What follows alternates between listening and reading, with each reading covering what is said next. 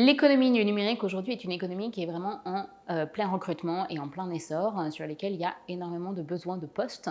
Donc si on se place au niveau européen, c'est 900 000 postes en 2020 qui étaient ouverts sur ces métiers-là, donc ce qui est quand même très significatif. Si on se place au niveau français, c'est un besoin de 80 000 postes selon le secrétaire d'État au numérique.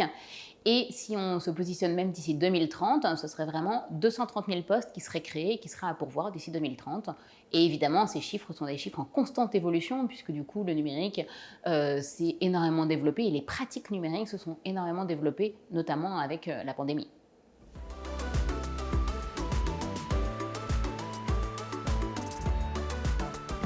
La mixité est essentielle au sein des organisations et notamment d'autant plus dans les métiers du numérique, et ceci à plusieurs titres. Tout d'abord, dans la conception de produits, de solutions métiers. Donc c'est essentiel de pouvoir bénéficier de la mixité, puisque du coup ça permet de créer des solutions qui sont mixtes et qui répondent à des besoins différents. Le deuxième sujet, c'est que les métiers du numérique sont vraiment des métiers qui sont tournés autour de construire le monde d'aujourd'hui et de demain. Et les innovations imaginées par des hommes uniquement comprennent des biais qui sont non négligeables et sur lesquels les femmes ne sont pas forcément intégrées. Cela se traduit assez régulièrement si on regarde uniquement par exemple, la traduction des moteurs de recherche qui, du coup, dans certaines langues, vont proposer la traduction de a surgeon, ça donnera un chirurgien, et a nurse, ça donnera une infirmière en français. Donc, à un moment, quand ces projets ou ces propositions sont extrêmement genrées, ça empêche les femmes de pouvoir s'imaginer dans ces métiers-là. Plus largement, des innovations assez technologiques majeures doivent pouvoir inclure autant les hommes que les femmes et doivent pouvoir être dessinées à la fois tant pour les hommes que pour les femmes. Et enfin, il y a un bénéfice économique qui est assez évident, puisque du coup, la mixité dans les métiers du numérique et plus largement dans l'ensemble de l'économie apporterait une valeur équivalente à 9 milliards d'euros, donc ce qui est non négligeable.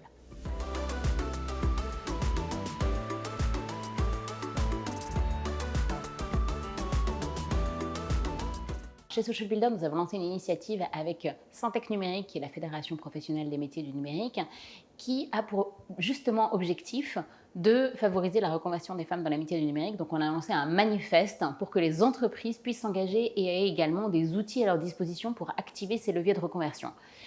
Donc aujourd'hui, ce manifeste rassemble 160 entreprises, avec des entreprises très différentes, allant de la start-up à la PME, en passant par la grosse ESN. Et ces entreprises-là, donc du coup, mettent en pratique un certain nombre de propositions et de plans d'action pour développer la mixité dans leurs équipes.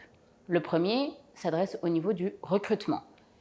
Aujourd'hui, en fait, la réalité du marché fait que du coup, il y a peu de femmes qui sont, si on cherche des profils de femmes ingénieures, on est à peu de femmes disponibles sur le marché. Donc vraiment, la réalité, c'est de se dire, si je souhaite avoir plus de mixité dans mes équipes, c'est aller recruter des profils de femmes en reconversion. Donc cela suppose un prérequis très fort, c'est-à-dire ouvrir ces critères de recrutement pour aller chercher des profils qui n'auront pas fait ce niveau d'études, qui ne seront pas ingénieurs, qui n'auront pas ce niveau de diplôme initial, donc chose pas simple en France, un pays dans lequel on est encore très attaché au niveau de diplôme initial. Mais du coup, il existe aujourd'hui un certain nombre et beaucoup de profils sur le marché qui sont des profils en reconversion. Et donc ça, c'est vraiment s'attacher au parcours de recrutement, à la motivation, aux leviers de formation continue, qui sont des leviers très importants. Donc ça, c'est vraiment ouvrir ces critères de recrutement pour aller s'autoriser à aller chercher des profils qui, aujourd'hui, ne sont pas des profils immédiatement évidents sur le marché, mais qui permettront d'atteindre plus de mixité. Un deuxième levier, c'est quand les équipes, quand ces profils sont dans l'organisation, au sein de l'organisation, c'est également mettre en place des parcours d'intégration de ces profils-là, qui sont des profils du coup qui ont besoin d'être un petit peu plus accompagnés. Plus largement, c'est également s'assurer de mettre en place des dispositifs de formation continue pour pouvoir mesurer l'évolution des talents et surtout être vigilant sur où se trouvent les besoins dans l'organisation de recrutement, d'évolution, et si ces besoins sont sur les métiers du numérique sur lesquels aujourd'hui il y a peu de femmes, et c'est imaginer quelque part positionner des femmes sur ces métiers-là, les former et les accompagner à intégrer ces métiers. Et enfin, c'est à une dynamique plus large d'organisation, c'est aussi réfléchir à des parcours de formation à l'inclusion pour créer les conditions de la présence durable de ces femmes dans ces métiers, et puis du coup d'avoir des organisations plus inclusives au sens beaucoup plus large.